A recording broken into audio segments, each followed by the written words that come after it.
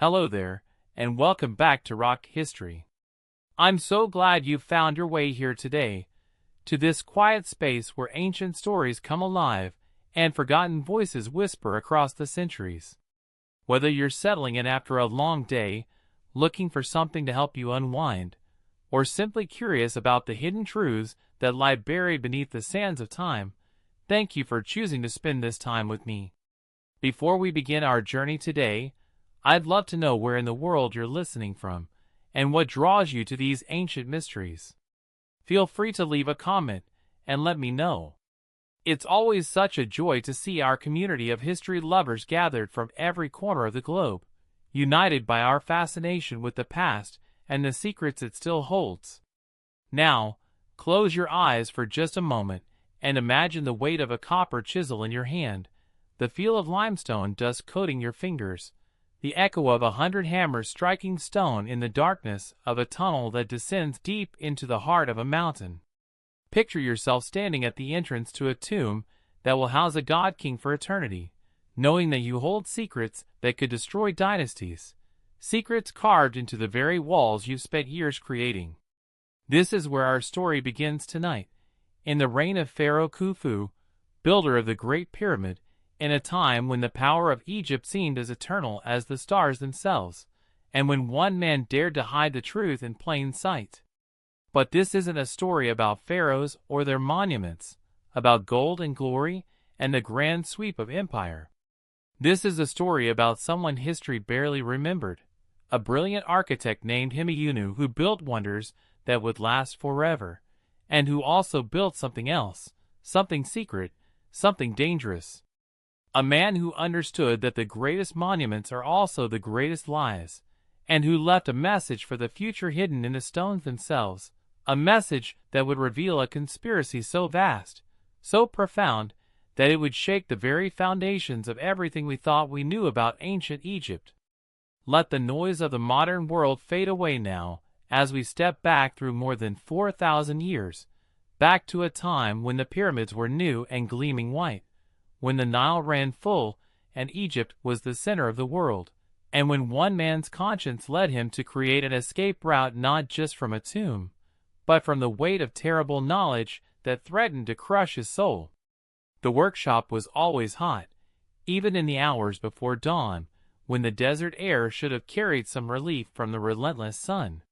Stone dust hung in the air like fine mist, coating everything, filling my lungs with each breath, settling on my skin until I looked like a ghost even in life.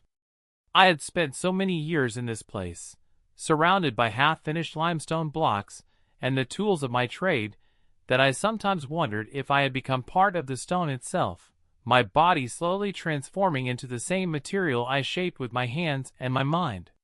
My name is Himeyunu, though I am known to history by other titles as well.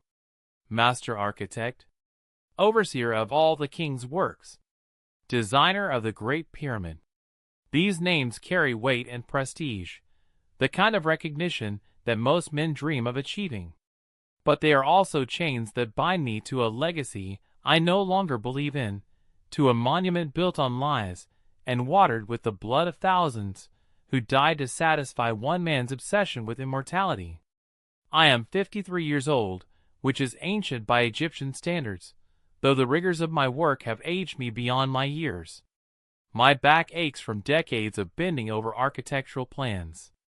My hands are scarred and calloused from working alongside the stonecutters and masons, because I have always believed that an architect must understand his materials intimately, must feel the stone, and know its nature before he can command it. My eyes strain in the lamplight as I review calculations and measurements, checking and rechecking every detail, because in the construction of a pyramid, the smallest error can cascade into catastrophic failure. The pyramid we are building, the Great Pyramid as it will be known to future generations, is already the largest structure ever attempted by human hands. Its base covers 13 acres. Its height will reach nearly 500 feet into the sky. It contains more than 2 million limestone blocks, each one weighing between 2 and 15 tons, quarried from both local stone and from across the Nile, transported by methods that pushed the limits of human ingenuity and endurance. It is a monument to Pharaoh Khufu's power and his divinity, a statement in stone that his reign represents the pinnacle of Egyptian civilization. It is also a monument to human suffering on a scale that haunts my dreams. I remember when I first received the commission, more than 20 years ago now, when I was young and ambitious and saw only the glory of the project rather than its cost. Pharaoh Khufu, newly ascended to the throne, summoned me to the palace in Memphis and laid out his vision. He wanted a tomb that would surpass anything built by his predecessors, a structure so massive and so perfect that it would stand for all eternity as proof of his divine nature and his power. He wanted to be remembered forever, wanted his name to echo through the ages, wanted to defeat death itself through the magnificence of his final resting place. I was honored, overwhelmed, terrified by the scope of the challenge. But I was also excited by the technical problems it presented, by the opportunity to push the boundaries of what was possible in architecture and engineering. I accepted the commission with enthusiasm, threw myself into the planning and calculations, began to assemble the massive workforce that would be required to turn vision into reality. That was before I understood what the project would truly cost. Before I saw the bodies of workers crushed beneath falling stones, their families left without providers, their children facing starvation. Before I watched men work themselves to death in the quarries, driven by overseers whose only concern was meeting construction deadlines. Before I learned the truth about how Pharaoh Khufu was financing this monument, the taxes and tribute that were bleeding the provinces dry, the grain stores being emptied to feed the workforce while ordinary Egyptians faced hunger, the resources being diverted from temples and irrigation projects and everything else that made Egypt function. And before I discovered the conspiracy that lay at the heart of it all, the terrible secret that transformed my understanding of everything I thought I knew about power and divinity and the nature of pharaonic rule. It started with the tomb chamber. Every pyramid contains burial chambers, of course, rooms deep within the structure where the pharaoh's mummified body will rest for eternity, surrounded by grave goods and protected by the massive weight of stone above. The Great Pyramid was designed with 3 chambers, an unusual arrangement that reflected changes in plan as construction progressed. The lowest chamber was carved directly from the bedrock beneath the pyramid. The middle chamber, misleadingly called the Queen's Chamber though it was never intended for that purpose, lay within the pyramid's mass at a lower level. And the highest chamber, the King's Chamber, was positioned at the pyramid's heart, accessed by the magnificent Grand Gallery, a soaring passageway that represented some of my finest architectural work. It was in the King's Chamber that I was working one evening, about 15 years into the project, checking the alignment of the granite blocks that would form the walls and ceiling of this most sacred space. The chamber was already largely complete, its red granite walls polished to a smooth finish, its ceiling composed of 9 massive blocks weighing hundreds of tons each, an engineering achievement that I was quietly proud of despite my growing disillusionment with the project as a whole. I was alone in the chamber, which was unusual. Normally there were always workers present, even in the evening, because the construction schedule was relentless. But this particular evening there had been an accident in the quarry, several men injured when a block broke free from its moorings during transport, and most of the workforce had been diverted to help with rescue efforts and to repair the damaged equipment.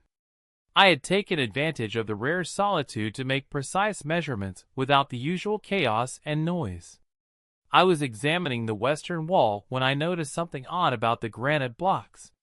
The joints between them were not quite perfect, which was unusual because I had personally overseen the cutting and fitting of these particular stones. I ran my hand along one of the joints and felt a slight draft, a whisper of air that should not have been present in this sealed chamber deep within the pyramid. Curious now, I brought my oil lamp closer and examined the wall more carefully. The granite appeared solid, but that faint draft persisted. I pressed on the blocks, testing them, and one of them shifted slightly under my hand, a movement so subtle that I might have imagined it if I had not been paying such close attention. My heart began to beat faster. A hidden passage? Built into the pyramid without my knowledge? But that was impossible. I had designed every aspect of this structure, every corridor and chamber, every shaft and passage. Nothing should exist that I had not planned. I spent the next hour carefully examining that section of wall, and gradually I discovered the mechanism. It was brilliantly designed, so subtle that even someone looking for it might miss it. 3 of the granite blocks, each weighing several tons, were actually a single piece carved to look like 3 separate blocks. And this massive false wall could pivot on a central pin, swinging open to reveal a narrow passage beyond. The engineering required to create such a mechanism was extraordinary. The pivot point had to be perfectly balanced, the granite cut with absolute precision, the whole thing concealed so expertly that even the most careful examination would reveal nothing unusual. This was not the work of ordinary craftsmen. This had been designed and executed by someone with architectural skills comparable to my own. I should have reported my discovery immediately to the Pharaoh or to the high priest of Ra, who oversaw the religious aspects of the pyramid's construction. A hidden passage in the king's chamber was a serious matter, potentially compromising the security of the tomb or indicating some kind of plot against the Pharaoh. But something made me hesitate. Perhaps it was curiosity. Perhaps it was the architect's professional appreciation for the skill involved in creating such a mechanism. Or perhaps it was something deeper, an intuition that this secret passage was connected to the growing unease I felt about the entire project. I decided to explore the passage before reporting it. I retrieved a fresh lamp from the supply cache near the entrance to the Grand Gallery, made sure I had plenty of oil, and returned to the king's chamber. The pyramid was quiet now, night having fully fallen, most of the workforce either sleeping in their camps or dealing with the aftermath of the quarry accident. I would not be disturbed. I activated the pivot mechanism, which required applying pressure to 3 specific points in a particular sequence, and the massive granite wall swung open with surprising smoothness, its hinges made of bronze and regularly oiled to prevent any sound or resistance. Beyond lay darkness and a passage barely wide enough for a man to walk through, descending at a steep angle into the heart of the pyramid. I entered the passage, holding my lamp high, my other hand trailing along the wall to maintain my balance on the steep slope. The passage was cut through the limestone core of the pyramid, not faced with granite like the main chambers, suggesting it had been carved during the construction process itself, integrated into the structure as it rose. The air was stale but breathable, and that persistent draft I had felt earlier was now explained. There was some kind of ventilation system built into this hidden passage.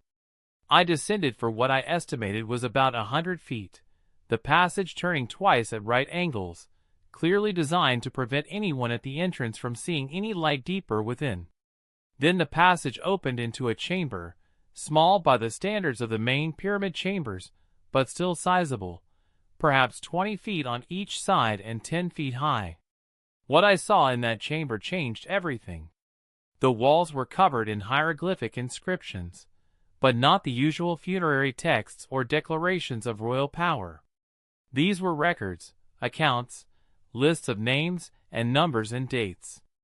And as I began to read them by the flickering light of my lamp, I felt my blood turn cold with the realization of what I was seeing. They were financial records. Detailed accounts of the resources being consumed by the pyramid project, the amount of grain and beer and meat required to feed the workforce, the number of copper tools being used and replaced, the quantities of stone being quarried and transported. But these were not the official records that I saw regularly in my capacity as master architect. These numbers were different, larger, more complete. And beside each official number was another number, a true accounting that showed where the resources were really going. The workforce, officially recorded as 20,000 men working in rotation, was actually closer to 50,000 when you included the slaves and prisoners who were never counted in official records. The grain stores, supposedly being maintained at sufficient levels to feed everyone, were actually being systematically depleted, with false records created to hide the shortfalls. The copper for tools, the timber for sledges and scaffolding, the rope and leather and countless other materials, all of it was being consumed at rates far higher than what was officially recorded. But the most damning information was in a separate section of inscriptions, a list of provinces, and the tribute they were required to send to support the pyramid construction. Beside each province's official tribute requirement was another number showing what was actually being extracted, often 2 or 3 times the official amount. And in many cases, there were notes indicating that the additional tribute was not going to support construction at all, but was being diverted to private estates, to the treasuries of nobles, who were profiting from the pyramid project, while the provinces they governed faced hardship and hunger. At the center of this web of corruption was a name I recognized all too well: Ankaf, Pharaoh Khufu's half-brother and vizier, the second most powerful man in Egypt, the one who managed the administrative details of the kingdom, while the pharaoh focused on religious duties and grand visions. I stood in that hidden chamber for hours, reading inscription after inscription, my mind reeling with the implications of what I was discovering. The Great Pyramid, the monument that was supposed to glorify Egypt and demonstrate the divine power of Pharaoh Khufu, was actually bleeding the kingdom dry. And the suffering was being hidden through systematic falsification of records, with the profits being diverted to enrich a small group of nobles, while the pharaoh himself remained ignorant of the true cost. But who had created this hidden chamber? Who had gone to such extraordinary lengths to document these crimes? And why hide the evidence here, in the heart of the pyramid itself, where it might never be discovered?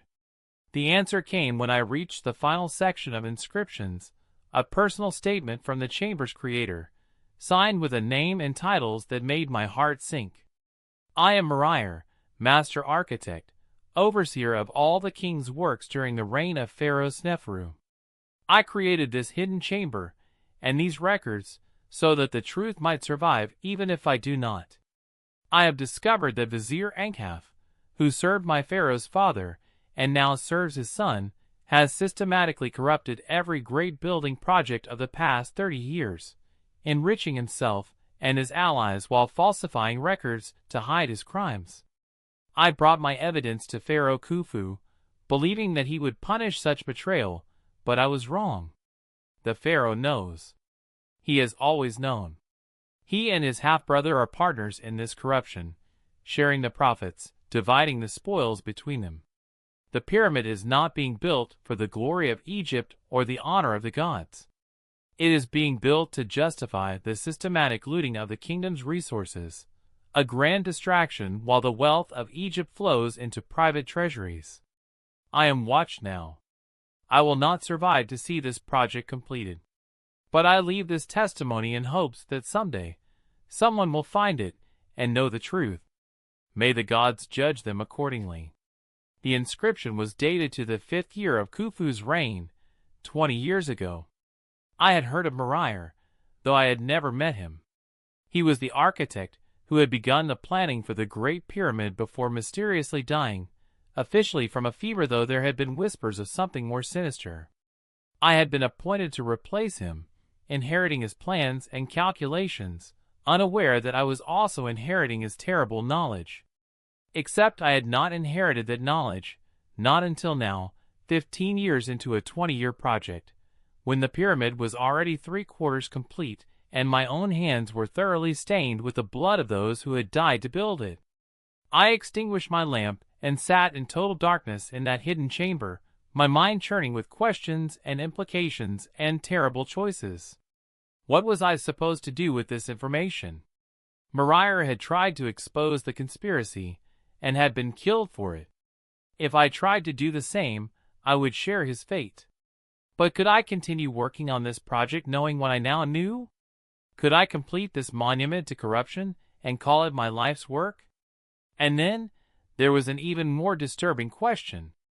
If the conspiracy had been ongoing for 30 years, spanning multiple building projects and multiple pharaohs, how deep did it go? How many people were involved? How much of Egyptian society was built on lies and exploitation hidden beneath a veneer of divine authority and eternal order? I relit my lamp eventually, needing the light to find my way back through the hidden passage to the king's chamber. But before I left, I made a decision. I would not try to expose the conspiracy, not directly. Moriah had tried that and failed. But I also would not simply ignore what I had learned. Instead, I would do what Moriah had done. I would create a record, a testimony, a message hidden in stone that would survive beyond my lifetime. And I would create an escape, not just a physical escape route from the tomb, but a way for the truth to escape as well, a path that would lead others to this hidden chamber and the revelations it contained. I would build the Pharaoh his tomb. But I would also build the means for the truth to survive, carved into the very stones of the monument itself. The years that followed were the most difficult of my life, not because of the technical challenges of completing the pyramid, though those were considerable, but because of the psychological burden of maintaining the pretense of dedication to a project I now understood to be fundamentally corrupt. I supervised the placement of the final blocks in the king's chamber, sealed the grand gallery with massive granite blocks that would theoretically prevent tomb robbers from reaching the burial chamber, and oversaw the completion of the exterior casing stones that would make the pyramid gleam like a beacon across the desert. But I was also secretly creating something else, a network of hidden passages and chambers that would parallel the official structure, and a series of clues and markers that would guide anyone clever enough to find them to the truth hidden in Moriah's chamber. The escape tunnel itself was the most audacious part of my secret project. I designed it to begin in the king's chamber, accessible through a different mechanism from the one that led to Moriah's hidden chamber, and to descend through the body of the pyramid in a series of carefully calculated angles, eventually emerging in the desert more than a mile from the pyramid's base. The tunnel was just large enough for a man to crawl through, too small to move any significant amount of treasure, designed purely as an escape route. But creating this tunnel required moving thousands of tons of stone in ways that would not be noticed by the thousands of workers swarming over the project. I could not do it alone. I needed help, and that meant taking the terrible risk of bringing others into my confidence.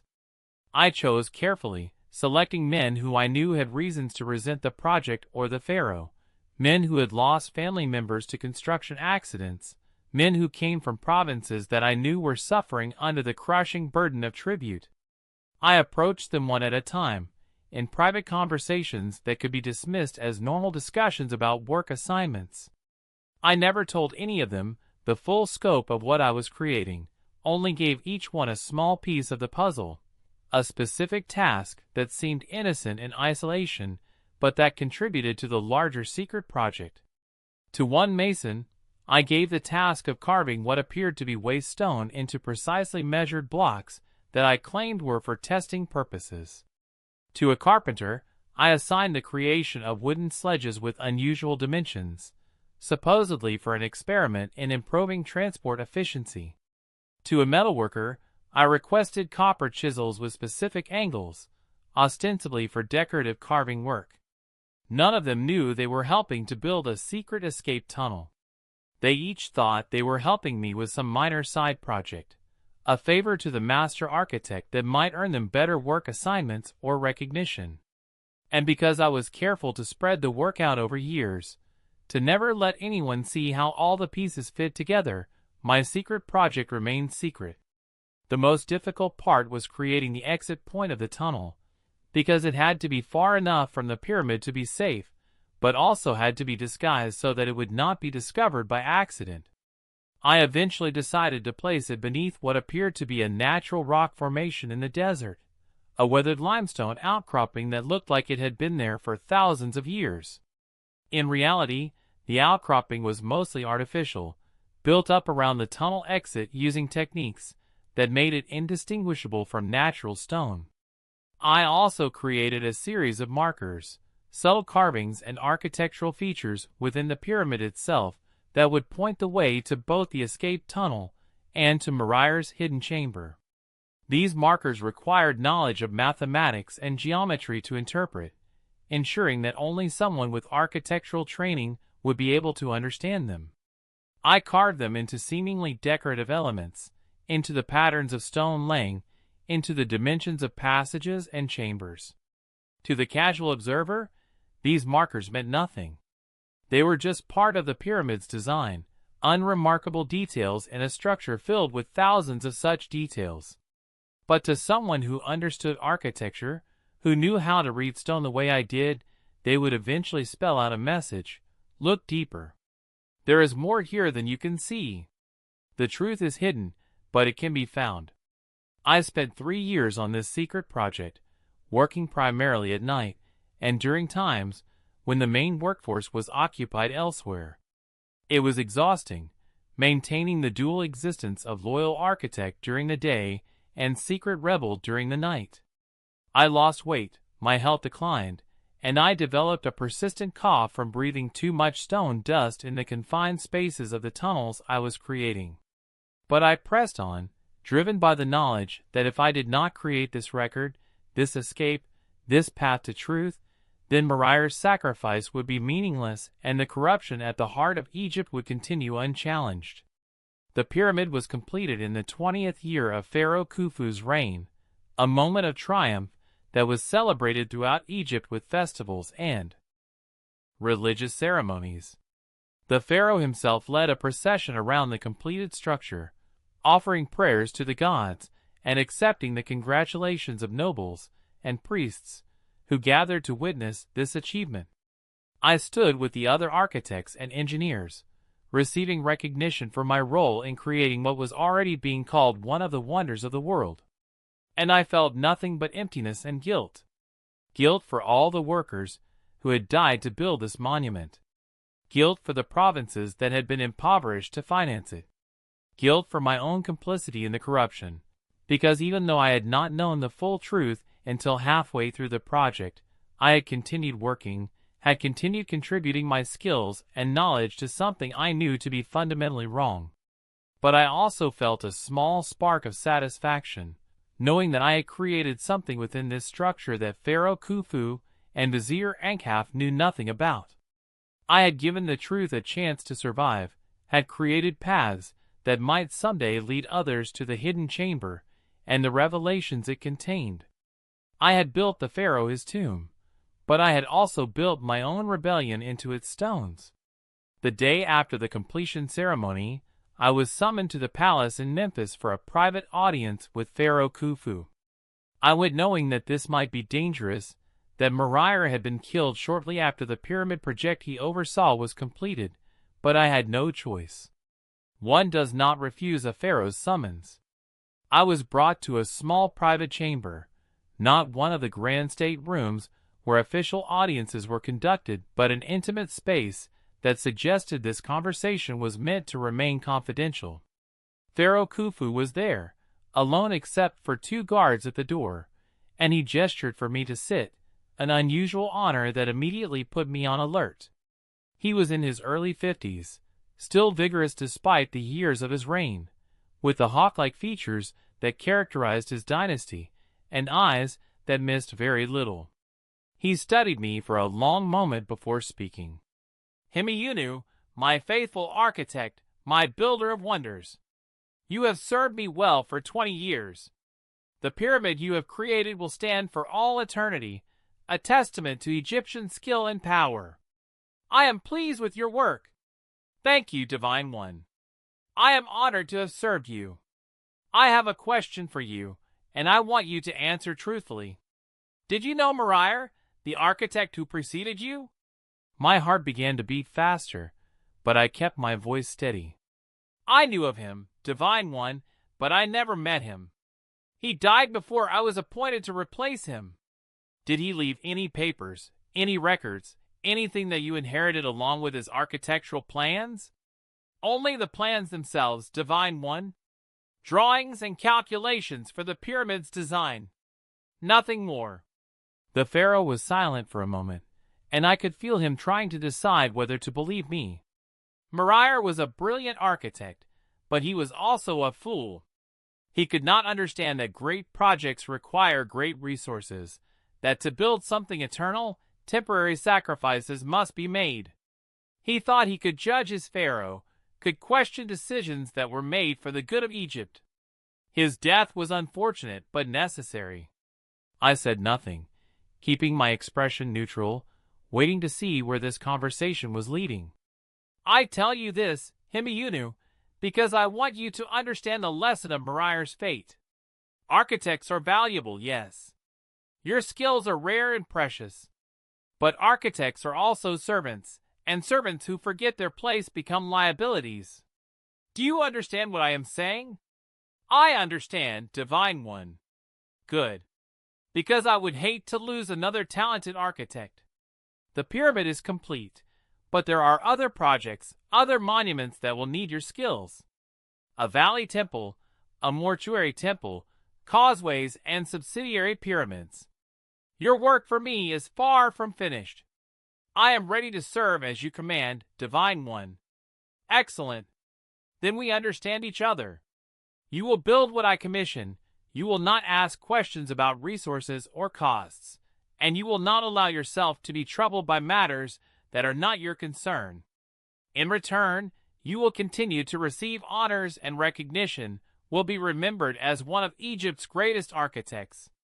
That is a fair exchange, is it not? Yes, Divine One. Then you are dismissed. Report to Vizier Ankaf tomorrow to receive your new commissions.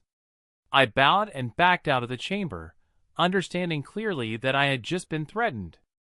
Pharaoh Khufu knew that Moriah had discovered something, even if he did not know exactly what. And he was making sure that I understood the consequences of following Moriah's path. Build what you are told to build. Keep your mouth shut. Stay alive. Those were my options. I returned to my quarters and spent a sleepless night considering my situation. The Pharaoh's warning had been clear, but it had also revealed something important. He was worried. Despite all his power, despite the divine authority he claimed, he was concerned that his architects might discover his secrets and try to expose them. That meant the secrets were still vulnerable, still potentially dangerous to him. It also meant that my hidden chambers and escape tunnel were even more important than I had realized. If the Pharaoh was actively working to suppress knowledge of the corruption, then having a record hidden in stone became not just a testament to truth, but potentially a weapon that future generations could use to understand how power really worked in Egypt. I continued working on other projects for several more years, building the temples and causeways that the Pharaoh commanded, maintaining my role as loyal architect while quietly refining and protecting my secret work in the pyramid. I never returned to the hidden chamber after that initial discovery, knowing that any unusual interest in the pyramid might draw attention, but I made sure that the markers I had created remained subtle and undisturbed. My health continued to decline. The years of breathing stone dust, the physical strain of construction work, and the psychological burden of maintaining secrets had taken their toll. I developed a persistent fever that the physicians could not cure, and I knew that my time was growing short. I was 53 years old, ancient by Egyptian standards, and my body was failing. But before I died, there was one more thing I needed to do. I needed to create a final marker, a clue that would survive even if all the others were somehow destroyed or overlooked. Something that would point future architects and scholars toward the truth hidden in the pyramid's heart. I spent my final weeks designing what would appear to be a simple commemorative stele, a stone marker that would be placed near the entrance to the pyramid complex, listing the names of those who had contributed to its construction. But woven into the text, hidden in the arrangement of hieroglyphs and the mathematical relationships between different elements of the inscription, was a code. It was not an obvious code, nothing that would draw immediate attention. But for someone with architectural training, someone who understood geometry and mathematics, someone who knew how to read stone the way I did, the code would eventually reveal itself. And once decoded, it would provide the key to finding the hidden markers within the pyramid, which would in turn lead to the escape tunnel and ultimately to Moriarty's chamber and the truth it contained. I completed the design for the stele and gave it to the stone carvers with instructions for its placement and installation. They saw nothing unusual about it, just another commemorative marker like dozens of others scattered around the pyramid complex. But I knew that it was more than that. It was my final message, my last attempt to ensure that the truth would survive. I died 3 months after the stele was installed, finally succumbing to the fever that had ravaged my body. My death was officially recorded as natural, the result of age and years of hard labor. In reality, I sometimes wondered if the physicians had been instructed to ensure I did not recover, to eliminate another architect who knew too much. But I will never know for certain, and in the end, it does not matter. What matters is what I left behind. A pyramid that will stand for thousands of years, yes, but also a secret history hidden in its stones, a record of corruption and exploitation that cannot be destroyed as long as the pyramid itself survives. I built the Pharaoh his tomb, but I also built an escape route, a path that leads not just out of the pyramid but toward truth and understanding. Centuries will pass. The civilization that built this monument will rise and fall. The very language we speak will be forgotten, replaced by others. But the stones will remain, and somewhere in those stones is a message waiting to be decoded, a secret waiting to be discovered, a truth that refuses to die. I am Himeyunu, master architect, builder of the Great Pyramid, keeper of secrets, and chronicler of truth. I have done what I could with the time and skills I was given. Now it falls to future generations to find what I have hidden, to understand what I have written, to let the truth escape from its stone prison. May the gods guide them to it. May the truth, when it is finally revealed, serve justice and honor the memory of all those who died to build monuments they never believed in. And may those who wield power without conscience know that their crimes will not remain hidden forever, that stone remembers even when people forget, and that truth, like water, will always find a way through even the most carefully constructed barriers. The escape tunnel is there, waiting in the darkness. The hidden chamber is there, preserving Moriarty's testimony. The markers are there, subtle and patient. And my final stele stands at the pyramid's entrance, its code unbroken, but not unbreakable, a puzzle waiting for the right mind to solve it. I have built the Pharaoh his eternity. But I have also built my own, a different kind of immortality, the immortality of truth preserved against all attempts to destroy it. Let future ages judge which monument was more important, which legacy more valuable, the pyramid that glorified a corrupt king or the hidden chambers that recorded his crimes. I am at peace now, as much as any man can be who has lived with such knowledge and such burden. I have done what I could. I have built what needed to be built, both the visible and the invisible. And somewhere, sometime, someone will find what I have hidden and will understand why it was necessary to build not just a tomb, but also an escape, not just a monument, but also a message. The stone remembers. The truth survives. And the architect's secret tunnel leads not just out of the pyramid, but toward a reckoning that even pharaohs cannot escape. Thank you so much for joining me today here on Rock History, as we explored the story of Himeyunu and the secrets he hid within the Great Pyramid. It's stories like these that remind us that history is not just about the grand monuments and famous names we read about in textbooks, but about the individuals who built those monuments, the choices they made, the secrets they kept, and the truths they tried to preserve for future generations. If you enjoyed this journey into ancient Egypt's hidden histories, I'd love it if you could take a moment to like this video and subscribe to the channel. Your support helps me continue creating these stories, bringing forgotten voices back to life, and exploring the mysteries that lie buried beneath the sands of time.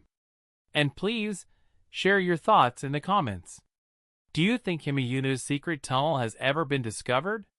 What would it mean if we found evidence of the corruption he documented?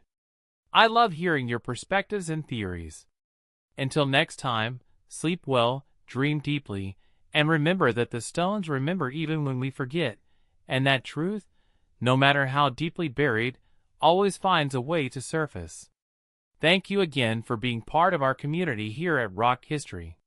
Good night, and may your own journeys through history bring you both knowledge and peace. But our story does not end with Himayuna's death, does it? Because history has a way of circling back on itself, of bringing buried truths to light in the most unexpected ways. And the architect's carefully constructed secret, his hidden chambers and coded messages, were indeed waiting for someone to find them, someone who would understand their significance and their terrible implications for everything we thought we knew about ancient Egypt.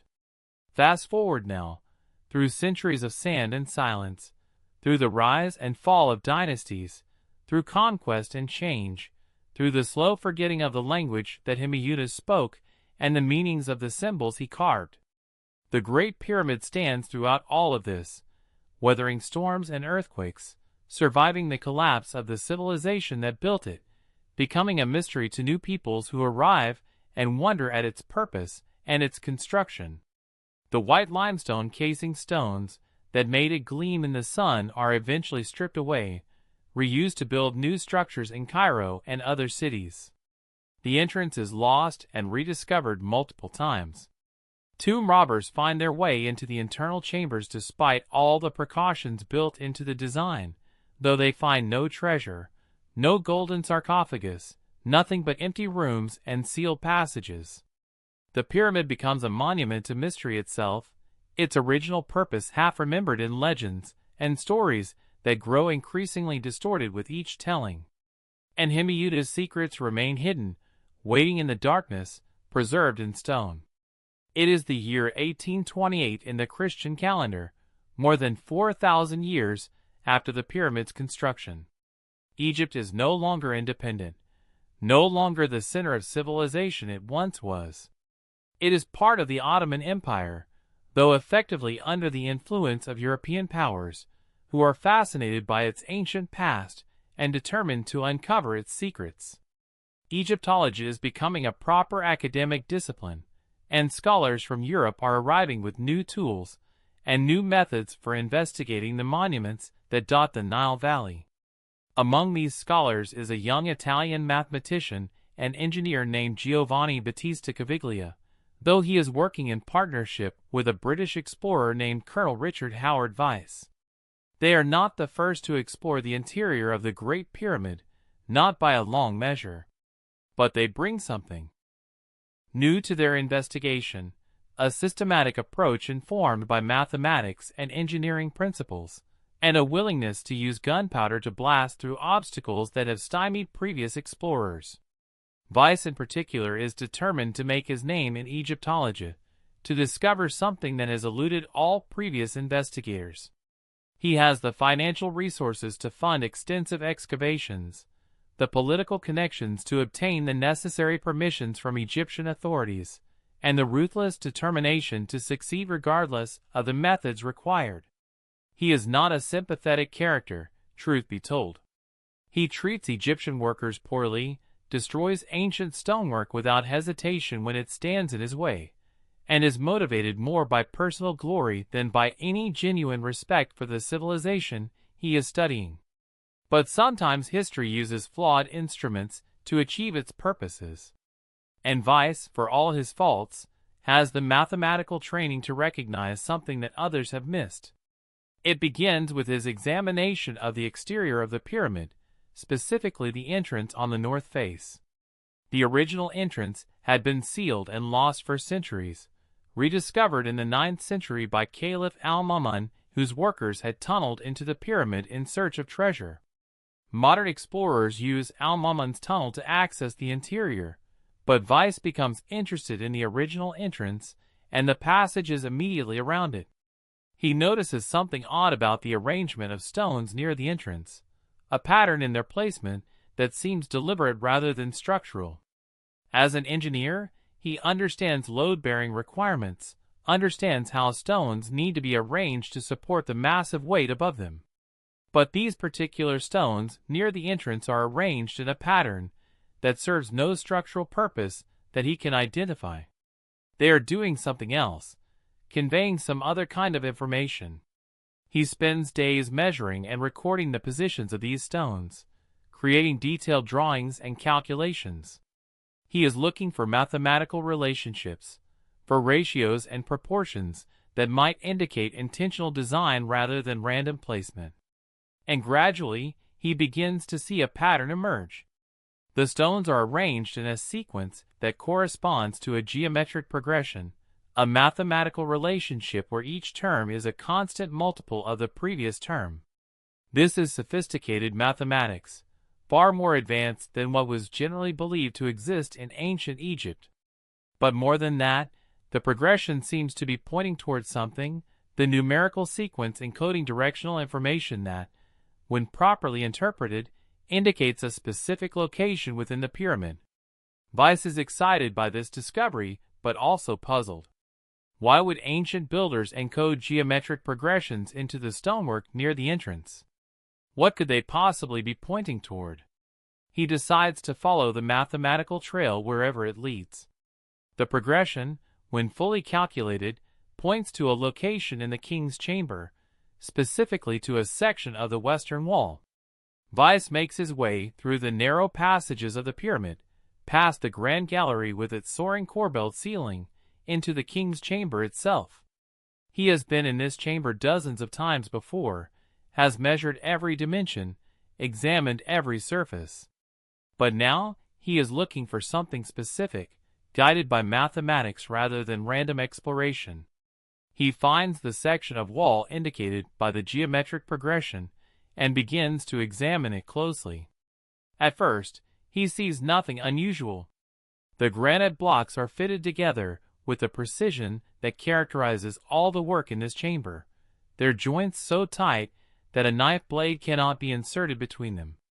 But as he runs his hands over the surface, applying pressure at different points, he notices something that stops his heart for a moment.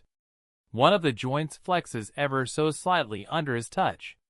It is almost imperceptible, a movement of perhaps a millimeter, but for granite blocks that are supposed to be immovably fitted together, any movement at all is extraordinary.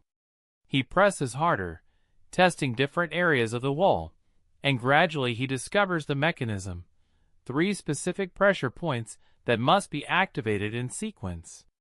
The wall swings open with a grinding sound that echoes through the chamber, revealing the narrow passage beyond, the same passage that Himeyudu had discovered so many centuries before, the same passage that led to Moriar's hidden chamber. Weiss' first reaction is triumph.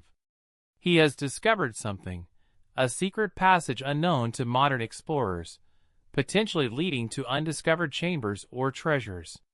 But as he stands at the entrance to the passage, holding his torch high and peering into the darkness beyond, he also feels a strange sense of unease.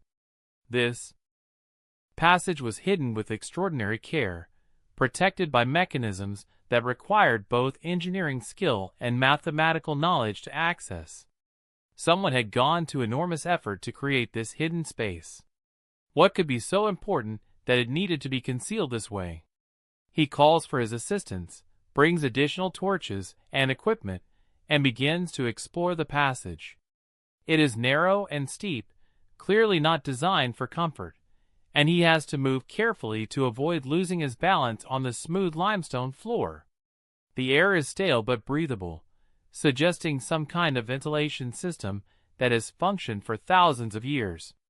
The passage turns twice at right angles, exactly as Himeyudu had designed it, and then opens into the hidden chamber. Weiss enters the chamber with his torch held high, illuminating walls covered in hieroglyphic inscriptions, and he knows immediately that he has found something extraordinary. He cannot read the hieroglyphs himself. The Rosetta Stone has only recently been deciphered, and the translation of ancient Egyptian texts is still in its infancy. But he can see that these are not the usual religious texts or royal proclamations found in tombs. These are dense blocks of text, organized in columns and sections, with numbers and lists, and what appear to be accounting records. This is some kind of archive, a collection of information that someone had hidden away inside the pyramid itself. Weiss spends the next several weeks methodically copying every inscription in the chamber, creating accurate drawings of the hieroglyphs even though he cannot read them. He understands that this discovery could be significant, potentially revealing new information about pyramid construction or Egyptian administration. But he also understands that he needs help from someone who can actually translate the texts, someone who understands ancient Egyptian language and can decode what these inscriptions mean. He sends copies of his drawings to scholars in Europe, specifically to Jean-François Champollion, the French linguist who had been instrumental in deciphering the Rosetta Stone and who was the leading expert on ancient Egyptian language. The drawings reached Champollion in Paris along with a detailed letter describing the discovery of the hidden chamber and its location within the Great Pyramid.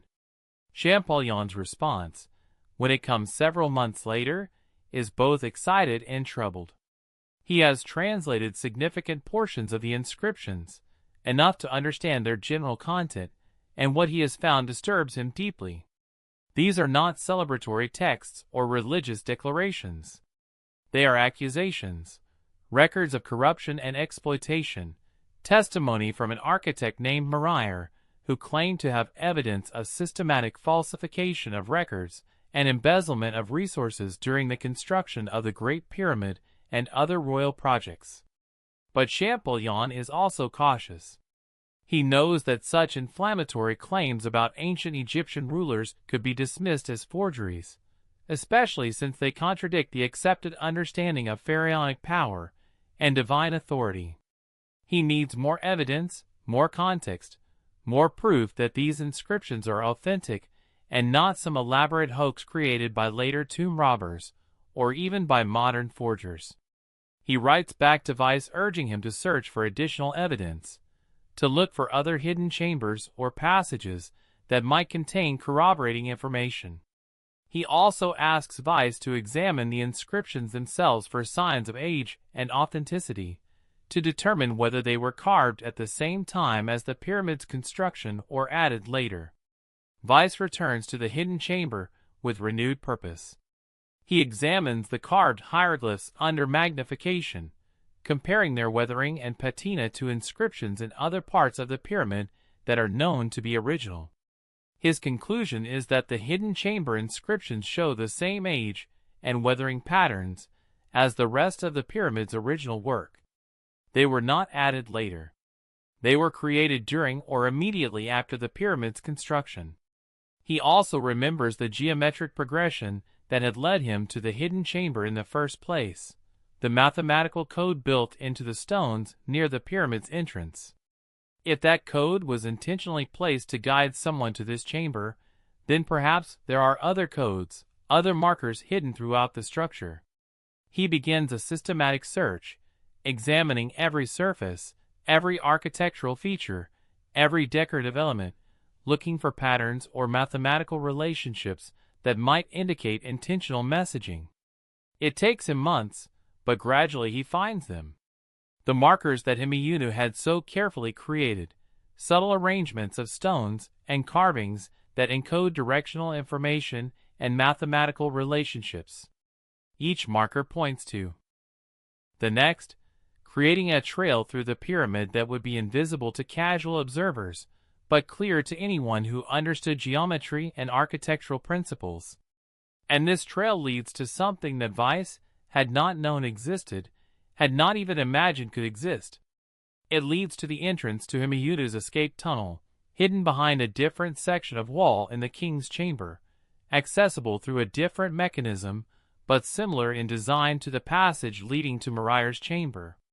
Weiss discovers the tunnel entrance on a cold morning in January of 1830, almost 2 years after his initial discovery of the hidden chamber. He has learned to read the markers now, has developed an intuitive understanding of how the ancient architect thought and how he encoded information into stone. When he finds the pressure points for this new hidden door and watches another section of granite wall swing open to reveal a narrow passage descending into darkness, he knows without being told that this is something different from the chamber he had already explored. This passage is even narrower than the first, barely wide enough for a man to crawl through, and it descends at a steep angle into the body of the pyramid. Weiss realizes that mapping this passage will be difficult and potentially dangerous, but he is too committed to his discoveries to turn back now. He organizes a team of his most trusted assistants and begins the slow process of exploring the tunnel. The tunnel winds through the pyramid's interior in a complex path, avoiding the main chambers and passages, clearly designed to remain hidden from anyone using the pyramid's official corridors. Weiss and his team crawl through it, marking their path as they go, measuring distances and angles, creating a map of this secret architecture hidden within the monument. The tunnel continues for what Weiss estimates is more than a mile, much of it descending below the pyramid's base into the bedrock beneath. At several points, they find small chambers hollowed out of the stone, apparently designed as resting places where someone could pause during the long crawl through the darkness. These chambers contain oil lamp holders and ventilation shafts, evidence that this tunnel was meant to be used, was not just a theoretical escape route, but a functional passage that someone could actually traverse. Finally, after days of careful exploration, they reach the end of the tunnel. It terminates in a small chamber carved from the bedrock, and in one wall of this chamber is a vertical shaft leading upward. Weiss climbs the shaft, finding handholds and footholds carved into the rock, and emerges into daylight in the desert more than a mile from the pyramid's base, exactly where Himeyunu had planned, beneath the artificial rock formation that appeared to be a natural limestone outcropping.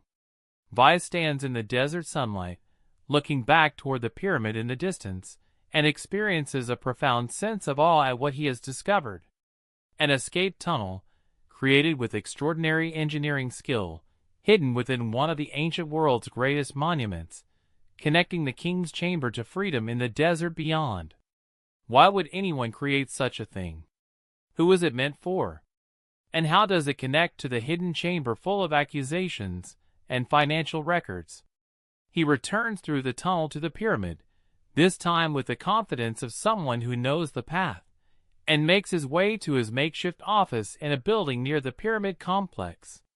He needs to write to Champollion again, needs to share this new discovery, and see if the linguist can help him understand what it all means. Champollion's response, when it arrives months later, contains a breakthrough. He has completed his translation of Moriar's inscriptions in the hidden chamber, and he has also found references in other ancient texts to both Moriar and to another architect named Himeyunu, who served during the same period. By cross-referencing these sources, Champollion has been able to piece together a narrative that explains both the hidden chamber and the escape tunnel. Moriar was the original architect of the Great Pyramid, Champollion writes, but he died mysteriously during the early stages of construction, officially from illness, though there were contemporary rumors of something more sinister.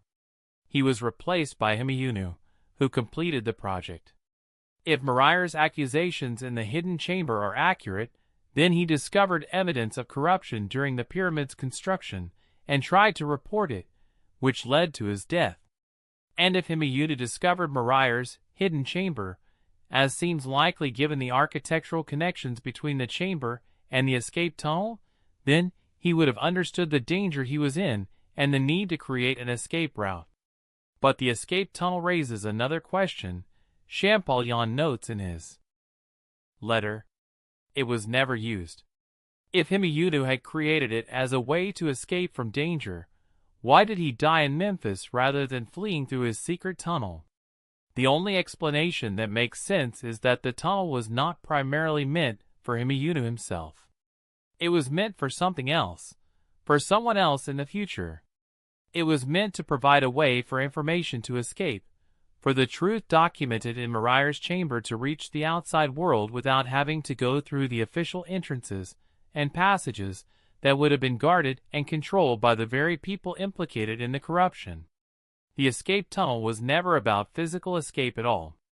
It was about creating an alternative path, a way for knowledge to bypass the barriers that power had erected to protect itself. It was about ensuring that truth could survive even when the people who knew it could not. Weiss read Champollion's letter multiple times, each reading deepening his appreciation for the brilliance and desperation of the ancient architect who had created these hidden spaces. Himeyunu had known he could not safely reveal what he had learned. He had known that direct confrontation with pharaonic power would end in his death, just as it had ended Moriar's life. So instead, he had done something more subtle and more lasting. He had encoded his knowledge into the structure itself, had created a secret architecture of truth that would survive as long as the pyramid stood, waiting for someone clever enough and persistent enough to find it. But Weiss also understands that this discovery creates enormous problems. Moriar's accusations, if true, fundamentally challenge the accepted understanding of ancient Egyptian civilization. The pyramids are seen as monuments to divinely ordained pharaonic power, evidence of a well-organized society working in harmony under enlightened rulers. But if Moriar and Himeyunu are to be believed, the reality was far different. A system riddled with corruption and exploitation, with falsified records hiding the true cost of these monuments. Such claims will be controversial, to say the least.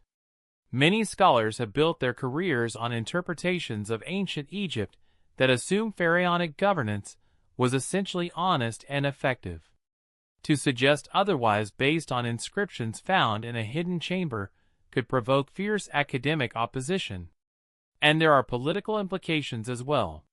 European powers are increasingly interested in Egypt, using the prestige of ancient Egyptian civilization to justify their own presence and influence. Revelations about corruption at the heart of that civilization could complicate those justifications. Weiss faces a choice not unlike the one that confronted Himeyunu thousands of years earlier. He can reveal everything he has found, publish complete accounts and translations of the hidden inscriptions, and let the scholarly world debate their implications. Or he can be selective, releasing some information while holding back the most controversial elements, protecting his reputation and avoiding the fierce controversies that full disclosure would certainly provoke. For several weeks, he genuinely considers the second option. He has already achieved fame through his discoveries, has secured his place in the history of Egyptology. Why risk that by releasing information that many will refuse to believe, that will provoke accusations of forgery or misinterpretation, that will make him enemies among powerful figures in academic and political circles? But every time he considers remaining silent, he thinks about the ancient architect who had crawled through darkness to build a secret tunnel, who had spent his last years creating markers and codes to guide future generations to the truth, who had died knowing that his knowledge might never be revealed but who had tried anyway. Himeyunu had not been silent, had not taken the easy path. He had built his rebellion into stone, had trusted that someday someone would find it and would have the courage to share it. How can Weiss do less? How can he discover a message that has waited 4,000 years to be heard, and then decide not to share it because it might be inconvenient or controversial? In the end, the decision is not really a choice at all. Weiss knows what he has to do, knows what the discovery demands of him. He writes a comprehensive account of everything he has found: the hidden chamber, Moriar's inscriptions, the escape tunnel, Himeyunu's markers, and Champollion's translations. He includes detailed drawings and measurements, providing all the evidence necessary for other scholars to verify his claims. And he publishes it in 1837 as part of his larger work on the pyramids of Giza, laying out the entire story of the architect's secret and its implications for understanding ancient Egypt. The reaction is exactly as fierce as he had anticipated. Some scholars embrace his findings, recognizing the detailed documentation and the mathematical sophistication of Himeyunu's markers as evidence of authenticity. Others denounced the entire discovery as a hoax, suggesting that Weiss himself or some earlier explorers had carved the inscriptions to create a sensation. Still others accept that the inscriptions are ancient but argue that they represent the fantasies or grudges of disgruntled individuals rather than actual evidence of systemic corruption. The debate consumes Egyptology for decades. Multiple expeditions visit the Great Pyramid to examine the hidden chamber and the escape tunnel to verify Weiss measurements and translations. Some confirm his findings. Others claim to find discrepancies. The scholarly journals fill with papers arguing every possible interpretation of the evidence. But through all the controversy and debate, one thing becomes clear. Himeyunu's secret will not remain secret any longer. The message encoded in stone has finally escaped into the world, exactly as the ancient architect had intended. And regardless of whether individual scholars believe Moriar's accusations or dismiss them as fabrications, the pyramid itself can never again be seen in quite the same way. It is no longer just a monument to pharaonic power. It is also a monument to resistance, to the courage of individuals who tried to preserve truth even when doing so put them in mortal danger, to the stubborn persistence of knowledge that refuses to be suppressed. As the 20th century approaches and archaeology becomes more sophisticated, new technologies allow for more detailed examination of the hidden chamber and its inscriptions. Photography, later supplemented by careful chemical analysis of the stone and the tool marks, confirms that the inscriptions are indeed ancient, carved during the Old Kingdom period when the pyramid was built. Linguistic analysis of the hieroglyphs shows patterns and vocabulary consistent with other texts from that era. The case for authenticity becomes stronger with each new investigation. And gradually, the scholarly consensus begins to shift. Perhaps Moriar and Himeyunu were not fabricating accusations, but documenting real abuses. Perhaps the pyramid was indeed built through systematic exploitation hidden by falsified records. Perhaps the corruption they described was not an aberration, but a common pattern in how ancient states marshaled resources for massive construction projects. Perhaps the divine authority of pharaohs, rather than ensuring honesty and justice, actually made it easier for abuses to occur because questioning pharaonic decisions was tantamount to blasphemy. These are uncomfortable conclusions for a discipline that had long idealized ancient Egypt. But they are also more realistic, more consistent with what we know about how power operates in human societies across cultures and throughout history. The pyramid does not become less impressive as an engineering achievement when we understand the human cost of its construction. If anything, it becomes more impressive, a testament to what human beings can accomplish even under oppressive conditions, and a reminder that monuments tell only part of the story of civilizations that create them. In the modern era, the hidden chamber and the escape tunnel have become important parts of how we understand the Great Pyramid. Tourist guides mention them alongside the King's Chamber and the Grand Gallery.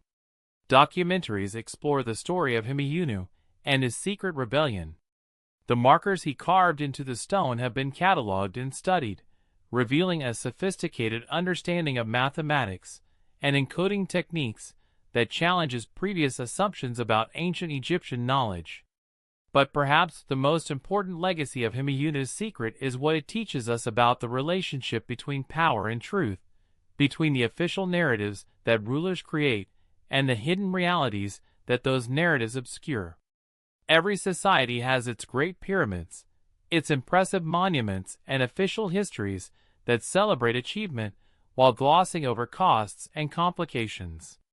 And every society has its Himeyunus, individuals who know uncomfortable truths and who must decide whether to speak up at personal risk or remain silent and complicit. Himeyunu's choice, his decision to build truth into stone even though he could not speak it aloud, resonates across the millennia because it is a choice that remains relevant. We live in an age of information rather than stone, but the fundamental dynamic remains the same. Those with power still try to control narratives, still falsify records when it serves their interests, still silence those who try to reveal inconvenient truths. And those who discover such truths still face the same difficult question: how do you preserve knowledge that powerful people want to suppress? How do you ensure that truth survives beyond your own lifetime? Himeyunu's answer was to build his message into the most permanent medium he knew, to encode it in ways that would protect it from immediate discovery while making it accessible to those who came after with the skills to find it, to create not just a record but a path to that record, markers and passages and codes that would guide future generations to the truth. It was an act of extraordinary courage and extraordinary faith, courage to defy pharaonic power even in such a limited and secret way, and faith that someday someone would find what he had hidden and would understand its significance. That faith was justified, though it took 4,000 years. The escape tunnel that Himeyunu built for truth itself did eventually allow that truth to escape, to emerge into the light where it could be examined and debated and incorporated into our understanding of history. The architect's secret is secret no longer. The message hidden in stone has been read. And the conspiracy that Merir and Himeyunu worked so hard to document is now part of the permanent historical record, a reminder that even the most absolute power cannot completely suppress truth if enough people are willing to preserve it. As we stand now in our own time, with our own monuments and official narratives and uncomfortable truths, Himeyunu's story offers both warning and hope.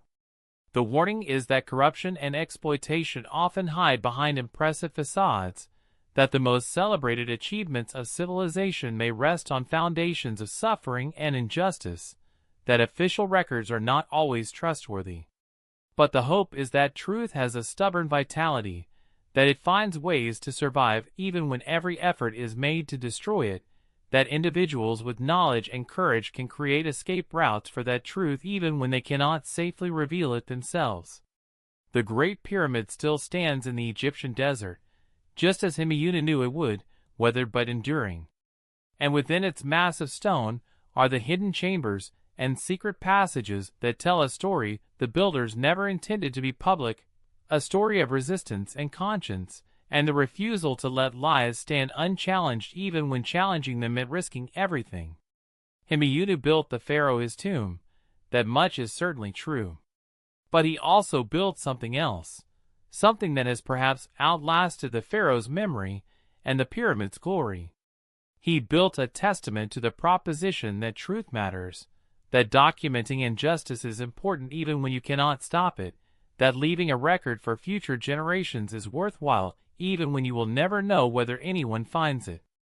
The architect's secret tunnel, both the physical passage through stone and the metaphorical passage he created for knowledge to escape, stands as one of the most remarkable acts of resistance in human history.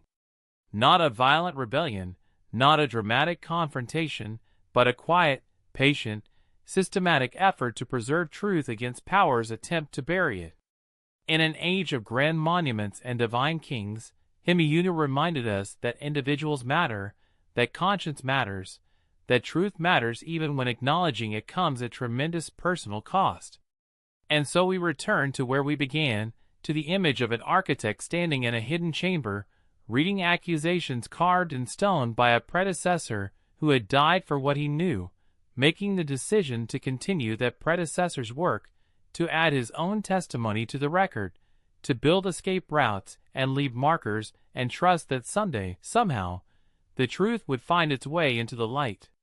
It did find its way. It took 40 centuries, but it did.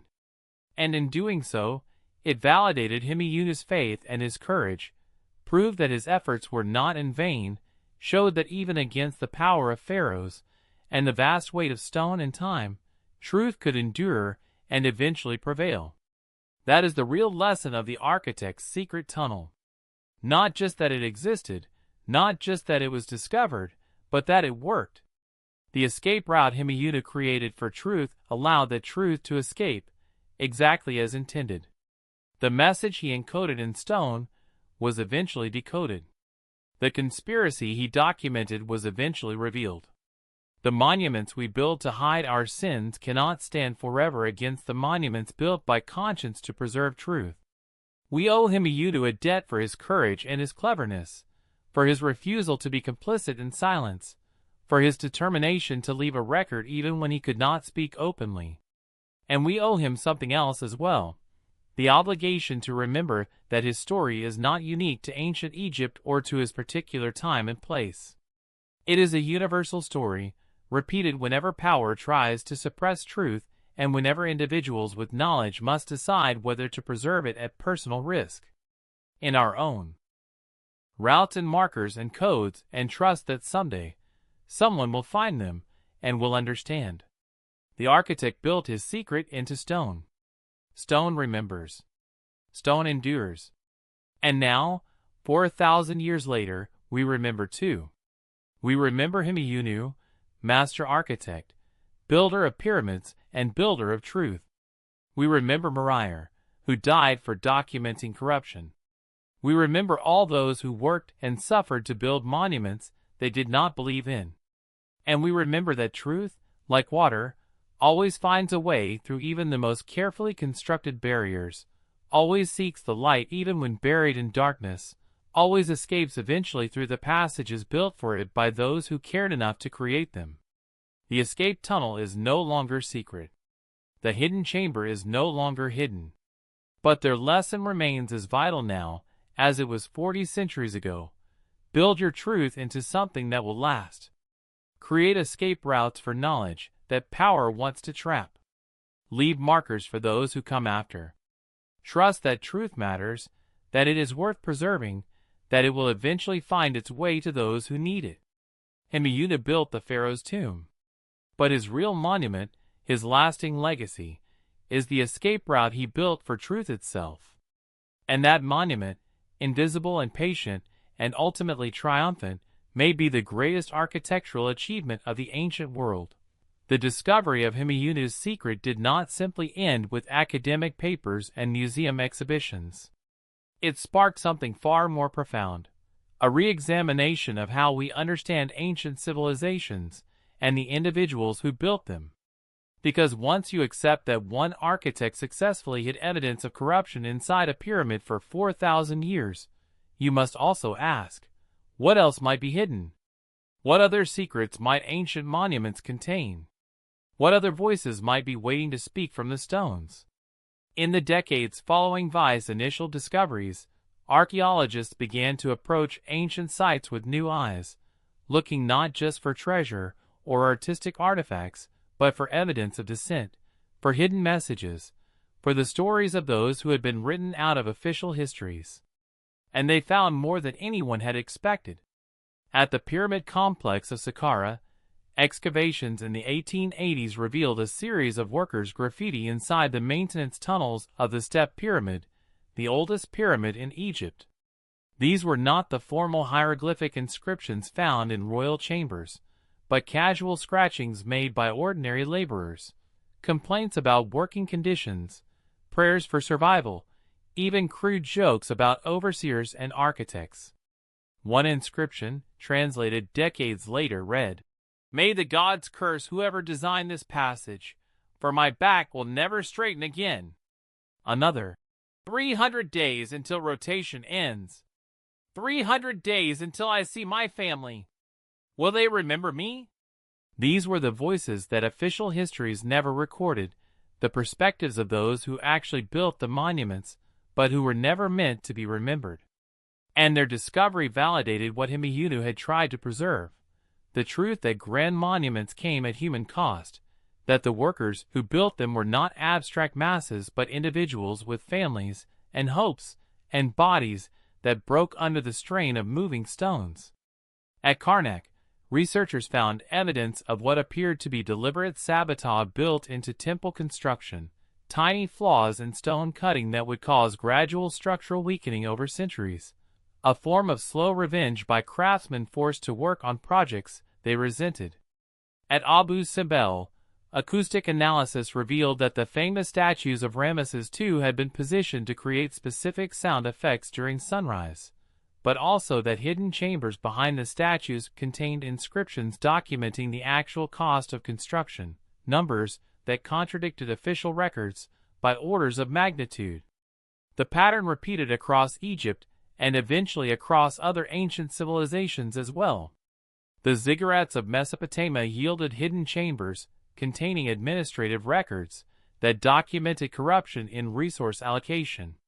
The palace at Knossos in Crete revealed secret passages that may have been built as escape routes for slaves or prisoners. Even the Great Wall of China, when examined more carefully, showed evidence of workers leaving coded messages in the patterns of bricklaying, messages that spelled out dissent in ways that would have been invisible to overseers, but clear to fellow workers who knew the code. Himeyunu had not been alone. His act of resistance, his decision to preserve truth in stone despite the danger, was part of a larger pattern of human behavior across cultures and throughout history. People who are forced, future generations understand what the official histories will not tell them. But Himeyunu's story remained unique in one crucial respect: the sophistication of his approach. Most hidden messages were simple, direct statements carved in obscure places, or written in languages that later invaders would not understand. Himeyunu had done something far more elaborate. He had created a system, an architecture of secrecy that was integrated into the very structure he was building, protected by mathematics and geometry and engineering principles that would preserve it far better than any hidden wall inscription. The escape tunnel itself became a subject of intense study. Engineers marveled at its construction, the precision of its angles, the efficiency of its ventilation system, the careful placement of rest chambers at intervals calculated to match human endurance limits. The tunnel descended through more than 100 feet of solid limestone and bedrock, traversing a horizontal distance of over a mile, all while maintaining structural integrity and proper air flow. It was an engineering achievement comparable to the pyramid itself, all the more remarkable for having been built in secret, carved by a small team working at night, while the main construction continued during the day. Modern analysis using ground-penetrating radar and other non-invasive technologies revealed even more complexity. The tunnel had multiple branches, some leading to dead ends, others connecting to small chambers that appeared to serve as storage spaces or emergency refuges.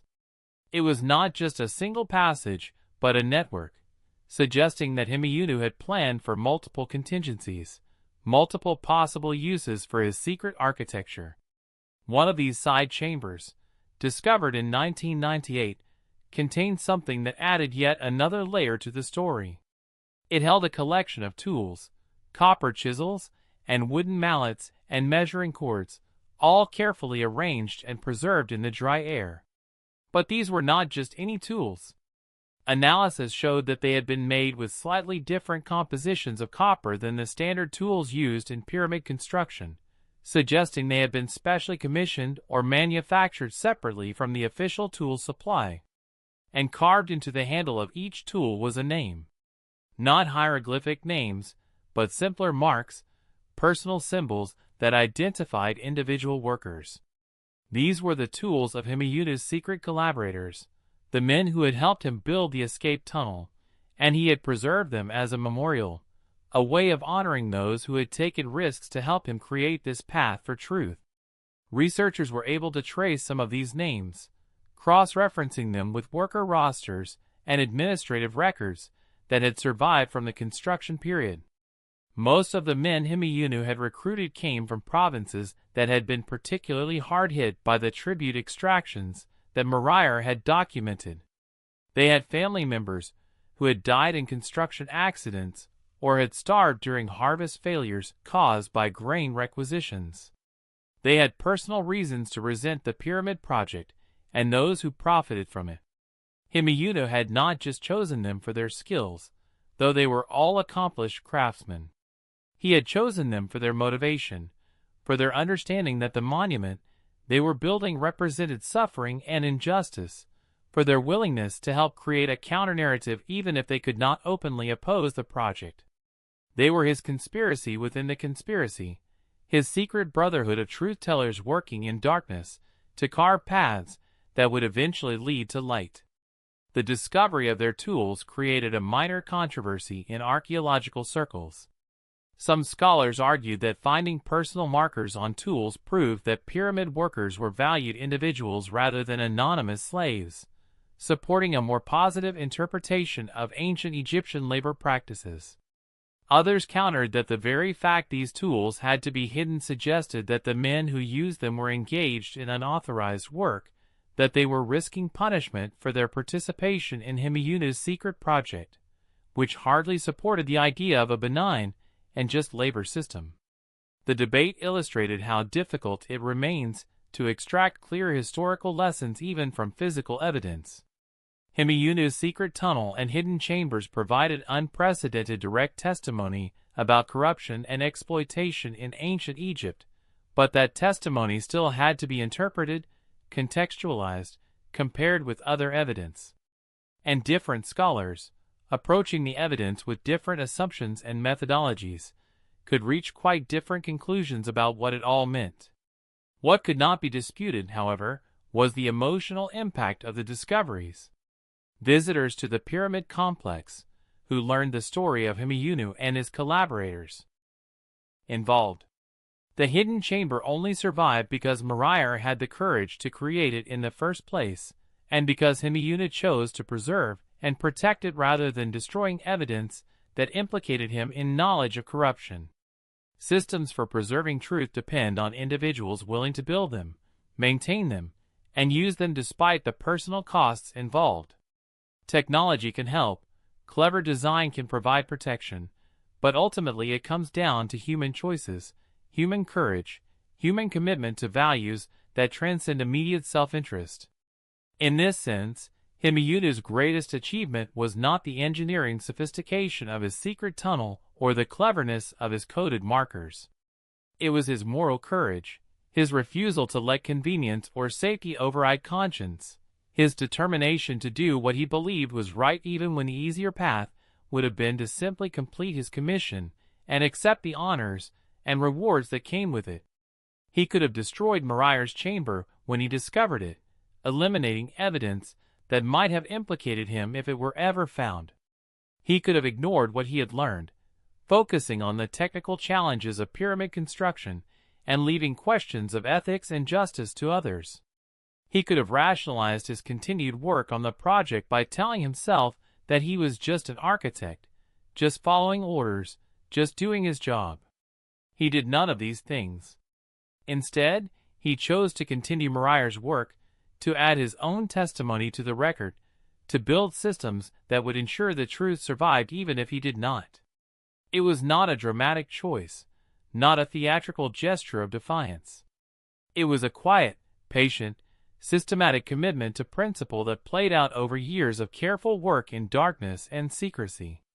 That kind of courage is harder in some ways than the courage required for open confrontation. It requires sustained commitment rather than a single moment of decision. It requires living with cognitive dissonance, continuing to function in a corrupt system while working to document that corruption. It requires accepting that you may never see the results of your efforts, that your work may remain undiscovered for generations or forever. Himeyunu lived the last years of his life knowing he had created something important, but having no way to know whether anyone would ever find it. He died without vindication, without recognition for his secret rebellion, without certainty that his efforts had been worthwhile. All he had was his own conviction that truth mattered enough to preserve, that leaving a record was important even if that record might never be read. That takes a special kind of faith, faith in humanity's eventual desire for truth, faith that future generations would value honesty over comfortable lies, faith that knowledge would eventually overcome efforts to suppress it. And Himeyunu's faith was ultimately justified, though it took 4,000 years to prove him right. Modern psychologists studying moral courage have used Himeyunu's story as a case study in ethical decision-making under pressure. They point to several factors that appear to have supported his choice to resist. First, he had a predecessor in Moriah, someone who had already taken the risk of documenting corruption, which showed him that resistance was possible even if dangerous. Second, he had technical skills that gave him unique ability to hide evidence in ways others could not, making him particularly suited for this form of resistance.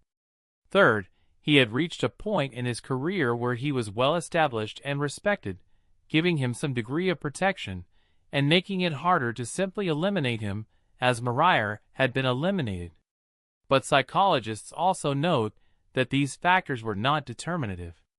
Many people in similar situations with similar advantages choose not to resist, rationalizing their complicity or simply accepting that fighting power is futile.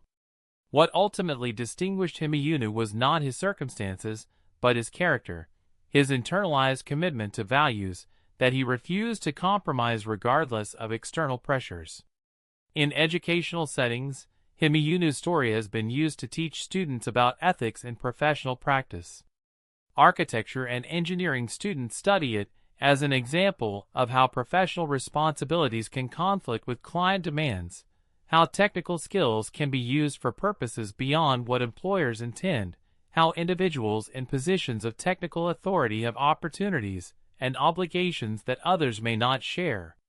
Law students examine it for what it reveals about the relationship between official legal systems and actual justice, about how laws and regulations can be manipulated by those with power, about the role of documentation in holding authority accountable. Business ethics courses use it to discuss corporate corruption, false accounting, and the moral obligations of those who discover misconduct in organizations they serve. History students analyze it as a lens for understanding how primary sources are created, how biases enter historical records, how alternative perspectives can be systematically excluded from official narratives. Philosophy students debate whether Himeyunu's approach was ethically superior to direct confrontation, whether secret resistance is courageous or cowardly, whether leaving messages for the future is sufficient response to injustice in the present. These academic discussions reflect the richness of Himeyunu's story as a text for interpretation and analysis. Like all powerful narratives, it resists simple categorization, raises more questions than it answers, provokes thought rather than providing easy lessons. Different readers find different meanings in it depending on their own circumstances, values, and concerns. For some, it is fundamentally a story about the importance of documentation, of creating records that can survive attempts to destroy or falsify them. For others, it is about the courage required to resist unjust authority. For still others, it is about the relationship between individual conscience and collective projects, about how single people can influence large systems through small acts of subversion. All of these interpretations have merit. Himeyunu's story contains all of these elements and more. But perhaps its most enduring power comes from its validation of individual agency in the face of overwhelming systemic power. The pyramid was vast, the pharaonic system was entrenched, the conspiracy was deep and well protected. One architect, working largely alone, could not overthrow that system, could not prevent the corruption, could not save those who suffered under it. But he could preserve truth. He could create a record. He could build escape routes for knowledge. He could ensure that eventually, when the time was right and the right people appeared, the truth would emerge and the crimes would be known. That was within his power, and he exercised that power to its fullest extent. In our own age of massive institutions and complex systems, when individual action often seems futile against entrenched interests and systematic corruption, Himeyunu's example reminds us that individuals still matter, that what we choose to do or not do still has consequences that ripple across time. We may not be able to overthrow unjust systems single-handedly, but we can preserve truth, we can leave records, we can build paths for knowledge that will outlast attempts to suppress it. The tools available to us are different from those Himeyunu had. We work with digital media rather than limestone blocks. with encryption rather than hidden chambers, with networks rather than tunnels. But the principle remains the same. Create systems that allow truth to survive even when those who know it cannot, build redundancy and distribution into knowledge preservation, make information resistant to censorship and destruction. And like Himeyunu, we must accept that we may never know whether our efforts succeed. We may create archives that no one accesses, leave messages that no one reads, build systems that no one uses. That uncertainty is inherent in this kind of work. We cannot guarantee that future generations will value truth enough to seek it out, that they will have the skills to find what we hide, that they will understand its significance when they do find it. All we can do is build the best systems we can with the resources available to us, is preserve as much truth as possible in forms designed to survive, and is trust that eventually someone will care enough to look, to search, to decode, to understand. That faith in humanity's eventual desire for truth is what motivated Himeyunu, and it is what must motivate all who undertake similar work in any age.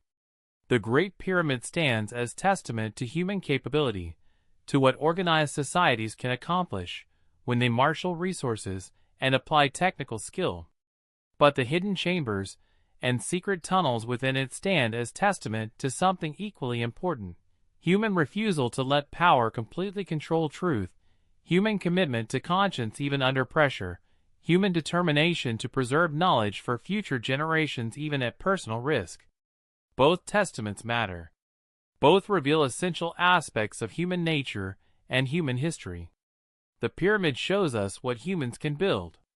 The secret tunnel shows us why humans sometimes must build in secret, why preserving truth is as important as constructing monuments, why resistance to power is as fundamental to human experience as obedience to it. Himeyunu built the Pharaoh his tomb, gave Khufu his monument to immortality, created one of the ancient world's greatest architectural achievements. But he also built something that has proved more durable than bronze and more valuable than gold: a path for truth to travel through time, carrying testimony about injustice and corruption from one age to another, ensuring that crimes committed in darkness would eventually face light. That path remains open today, traversable by anyone who seeks truth seriously enough to follow markers through stone, to decode mathematical messages, to crawl through narrow passages in search of hidden chambers. The escape tunnel fulfilled its purpose, allowed truth to escape from the prison that power had built for it. And in doing so, it validated the faith of the man who built it, proved that his years of secret labor were worthwhile, demonstrated that one individual with courage and skill really could make truth survive across millennia. As we conclude this journey through Himeyunu's story, we return once more to the central image that has guided our exploration: an architect standing in darkness, holding a lamp that illuminates walls covered with accusations, facing a choice that will define not just his remaining years, but his entire legacy.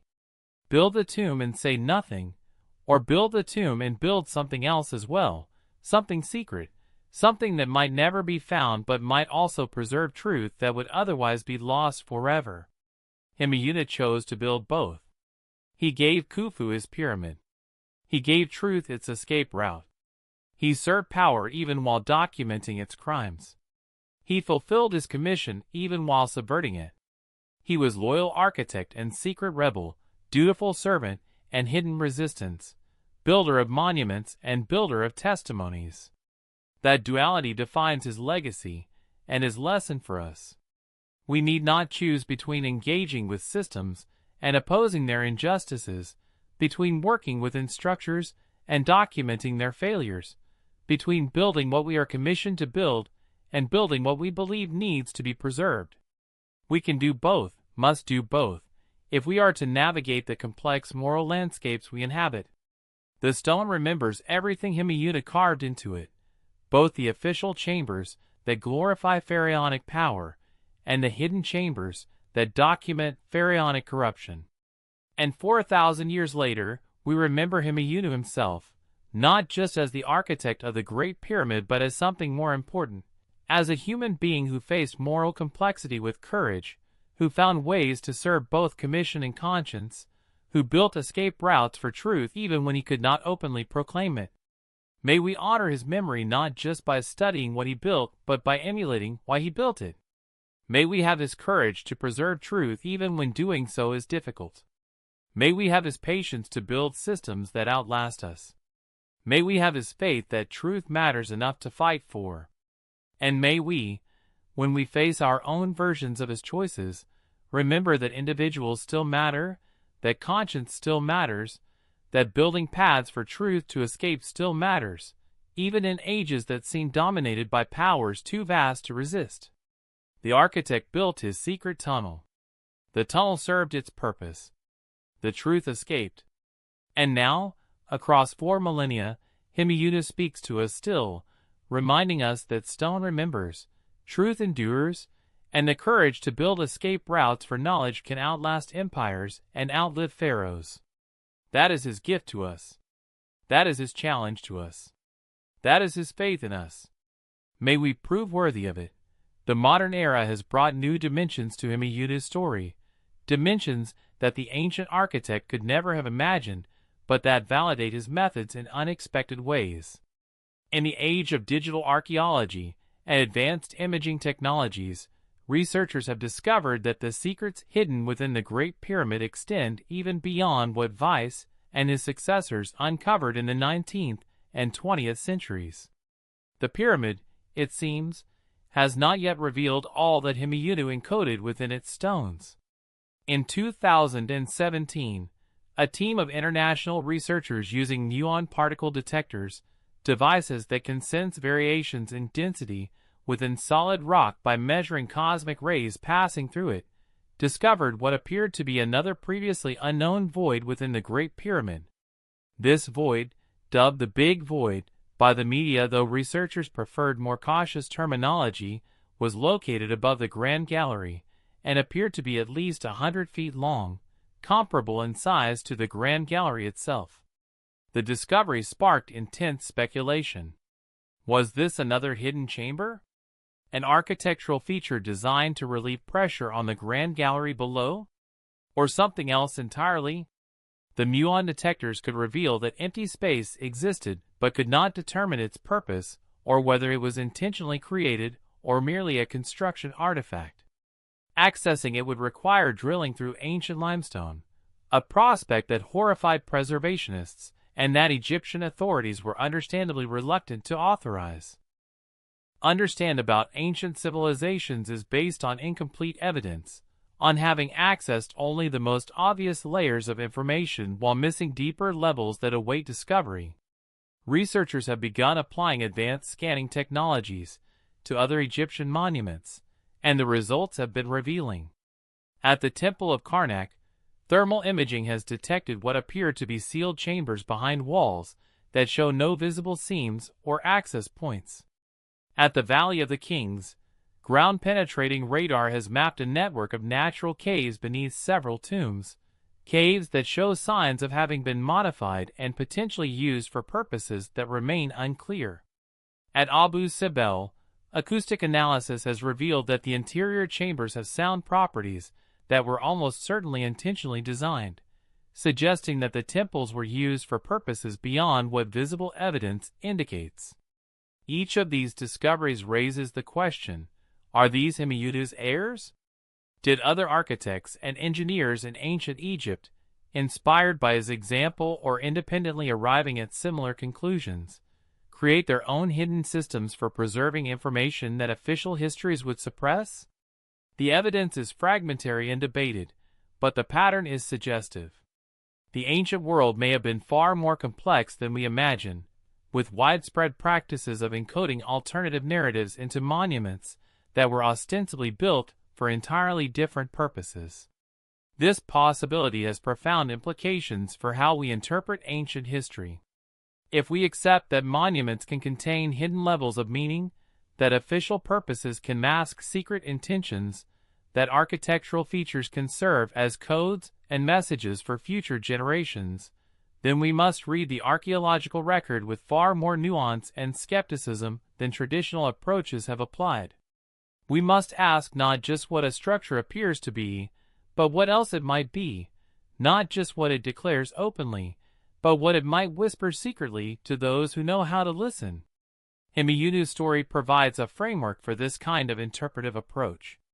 He has shown us that ancient people could be sophisticated in their resistance to power, that they had methods for preserving dissent even under oppressive conditions, that they could encode multiple meanings into single structures.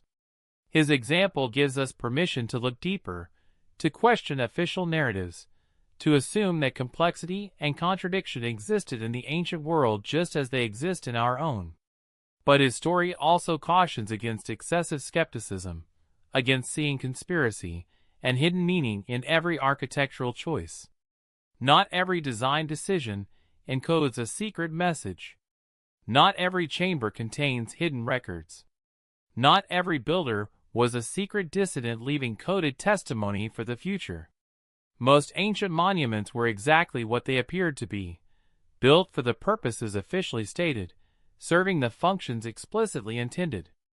The challenge is distinguishing between the exceptional cases, like Himeyunu's pyramid, and the more typical cases where no hidden agenda existed. This requires careful analysis, rigorous methodology, and healthy skepticism directed both toward official narratives and toward claims of hidden meanings. It requires recognizing patterns without seeing them where they do not exist, being open to surprise discoveries without accepting every speculation as fact. It requires, in short, the same kind of careful balance that Himeyunu himself maintained, working within systems while documenting their flaws, fulfilling commissions while creating secret alternatives, serving power while preserving truth. As archaeological technologies continue to advance, we can expect more discoveries of hidden chambers and encoded messages in ancient structures. Some will prove to be as significant as Himeyunu's tunnel and Moriar's chamber, genuine alternative narratives that change our understanding of ancient civilizations. Others will turn out to be less dramatic, construction features or architectural experiments that seem mysterious only because we lack context.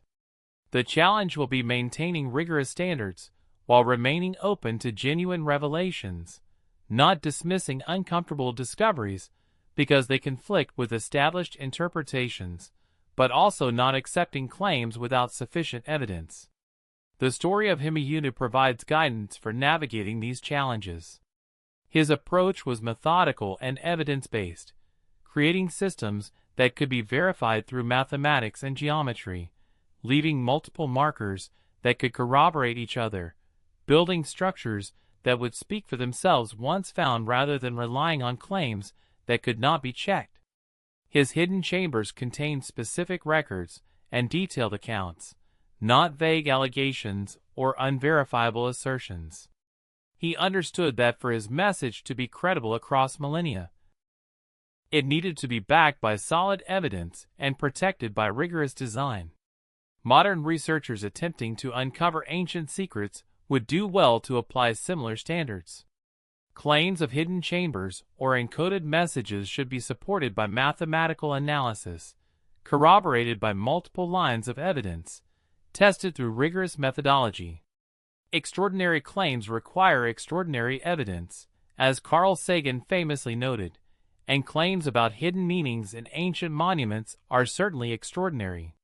But when the evidence truly supports such claims, when the mathematics aligns and the patterns hold and the discoveries can be independently verified, then we should be willing to accept that our understanding of the past may need significant revision.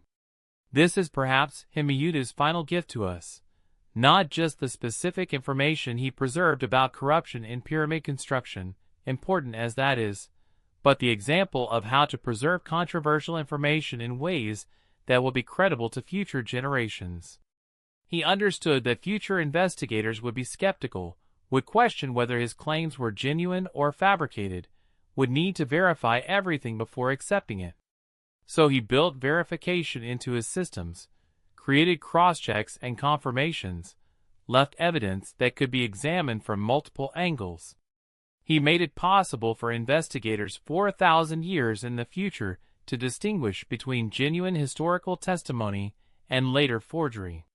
That kind of foresight and methodological rigor is extraordinary by any standard. It shows an understanding of evidence and proof that was centuries ahead of its time, an appreciation for how knowledge needs to be structured and supported if it is to survive skeptical examination. Himeyunu was not just an architect and engineer but also, in a very real sense, a pioneering historian and archivist, someone who understood how to create records that would maintain their credibility across vast expanses of time. Modern archivists and historians face similar challenges in our own era. How do we create records that will be accessible and credible to future generations? How do we ensure that important information survives not just physically but in forms that can be properly understood and verified by people who may have very different technologies and cultural contexts? How do we build redundancy into record-keeping systems so that important knowledge does not depend on single points of failure? These questions are particularly urgent in our digital age, where information is simultaneously more abundant and more fragile than ever before. Digital records can be copied infinitely and distributed globally, but they also depend on technologies that may become obsolete within decades, on file formats that may become unreadable, on storage media that may degrade or fail. We are creating vast amounts of information, but struggling to ensure that important portions of it will survive for future generations in accessible and credible forms. Himeyunu's solution was to use the most permanent medium available to him, stone. But he also understood that permanence alone was not sufficient. Information had to be encoded in ways that would protect it from immediate discovery while making eventual discovery possible. It had to be structured in ways that would indicate its own credibility. It had to be designed with the assumption that future investigators would need to verify everything and would have tools and knowledge different from those of his own era.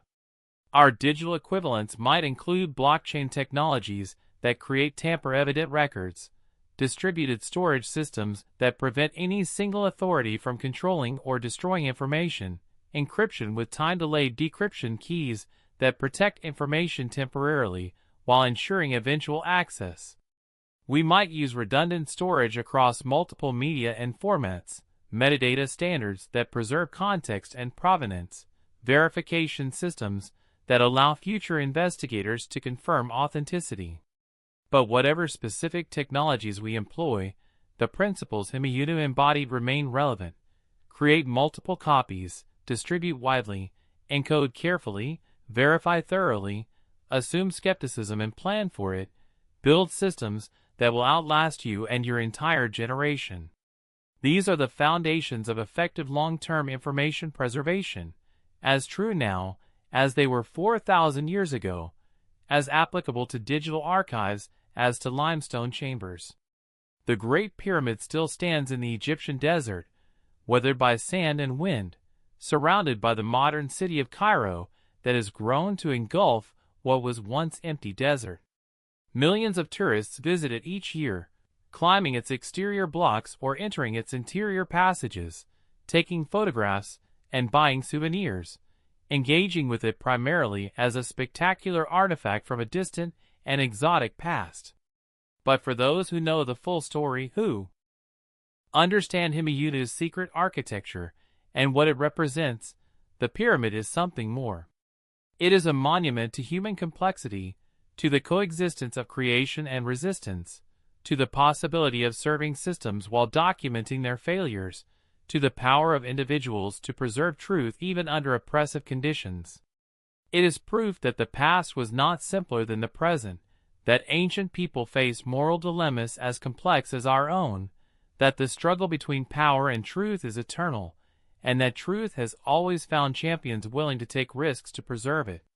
Standing before the Great Pyramid with this knowledge transforms the experience of encountering it. It is no longer just an impressive pile of stones, or even just an engineering marvel. It is a conversation across millennia, A message from one human being to others separated by 4,000 years, but connected by shared concerns and shared values. Himiyuna speaks to us through his secret tunnel and hidden chambers, and what he says is, I was here. I knew things that power wanted hidden. I found a way to preserve that knowledge. And I trusted that eventually, someone like you would find it and would understand why it mattered. That act of faith, that reaching across time to unknown future generations, that trust in humanity's eventual desire for truth, is perhaps the most moving aspect of Himiyuna's story. He had no way to know whether anyone would ever find his secret chambers, no guarantee that his carefully constructed codes would ever be decoded, no certainty that his message would ever be understood. All he had was his conviction that truth was worth preserving and his determination to do everything within his power to preserve it. And he was right. Truth did survive. His message did reach us. His faith in future generations was validated, though it took 4 millennia to prove him right. That validation is not just about him and his specific message. It is validation of the broader principle that truth has value, that preserving it is worthwhile even when outcomes are uncertain, that building escape routes for knowledge is important even when those routes may never be used. Every person who has ever created a record of inconvenient truth, who has preserved evidence that powerful people wanted destroyed, who has built systems to protect information from censorship or suppression, stands in Himiyuna's tradition. Every whistleblower who documents corruption, every archivist who preserves unpopular histories, every journalist who reports dangerous truths, every activist who ensures that testimony survives to challenge official narratives, all are heirs to the architect who built the Pharaoh's tomb, but also built an escape tunnel for truth. The specific methods vary across time and culture. We no longer carve accusations into hidden limestone chambers, or create escape tunnels through pyramid bedrock. But the fundamental act remains the same, finding ways to preserve truth despite opposition, creating systems that will outlast attempts to suppress them, trusting that eventually truth will find those who seek it. Himiyuna showed us that such efforts can succeed, that carefully constructed systems for protecting knowledge can function across vast spans of time, that faith in humanity's desire for truth is not naive but justified. His legacy is not just the secret tunnel itself, remarkable as that engineering achievement was. His legacy is the example he set, the courage he demonstrated, the faith he maintained. His legacy is the proof that individuals matter, that one person working carefully and persistently can preserve truth that entire systems of power try to destroy. His legacy is the validation of the proposition that conscience and skill, combined with determination and patience, can create escape routes for knowledge that will function long after those who built them are gone. As we face our own challenges in preserving truth, as we navigate our own complex relationships with power and information, as we make our own decisions about what to document and how to protect it, we can look back to Himiyuna for inspiration and guidance. His story reminds us that the work is difficult but possible, that the risks are real but manageable, that the outcomes are uncertain but worth pursuing, that truth has intrinsic value that transcends immediate utility or recognition. The architect built his secret tunnel more than 4,000 years ago. The tunnel still exists, still functions, still serves its purpose of providing a path to truth. And somewhere in our own time, someone is building the equivalent, creating systems and structures that will allow important knowledge to survive beyond our generation, encoding truths that power would prefer to suppress, trusting that future generations will find what we hide and will understand why we hid it. That continuity, that eternal human commitment to preserving truth despite opposition, is Himiyuna's true monument. The Great Pyramid is impressive, but this monument to human courage and conscience is more important. The pyramid will eventually crumble despite all its massive stability. But the principle Himiyuna embodied, the commitment to truth that motivated him to build his secret architecture, that principle will endure as long as humans care about knowledge and justice, and the obligation we owe to those who come after us. He built the Pharaoh's tomb. He also built his escape.